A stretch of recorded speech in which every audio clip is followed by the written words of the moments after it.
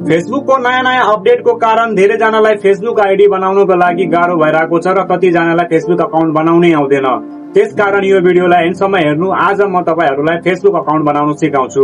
च्यानलमा नयाँ हुनुहुन्छ भने च्यानललाई सब्स्क्राइब गरिदिनु र यो भिडियोलाई लाइक पनि गरिदिनु होला। अब म आउँछु आफ्नो मोबाइलको स्क्रिन रेकर्डमा, जहाँ म तपाईलाई फेसबुक अकाउन्ट बनाउन सिकाउँछु।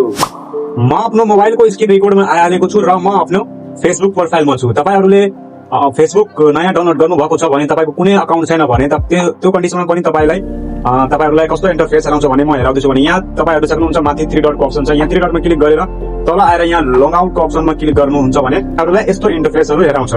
अनि यस्तो इन्टरफेस हेर्नुहुन्छ भने तल क्रिएट न्यू अकाउन्टको अप्सन छ। तपाईहरुले या त तपाई नयाँ फेसबुक डाउनलोड गर्नुभयो भने या इन्स्टल गर्नुभयो भने त्यो कन्डिसनमा पनि तपाईहरुलाई यस्तै इन्टरफेसहरु आउँछ।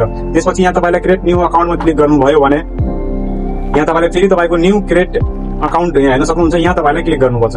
यो क्लिक गरेपछि यहाँ फेरि एउटा अप्सन आउँछ तपाईले क्रिएट न्यू अकाउन्ट। यहाँ फेरि तपाईहरुलाई सिम्पली क्लिक गर्नुभयो भने इन्टरफेसहरु फेरि आएपछि तपाईलाई कसरी तपाई जस्तै कि म आफ्नो यहाँ एउटा आइडी बनाउँछु। ठीक छ,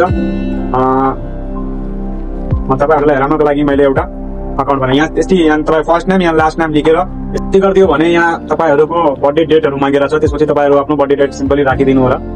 मैले यहाँ राखेर त्यसपछि तपाईले नेक्स्ट गरिदिनु पर्छ। नेक्स्ट गरिदिनु भयो भने तपाई मेल फिमेल जे पनि हुनुहुन्छ तपाई यहाँ चोइस गर्न सक्नुहुन्छ।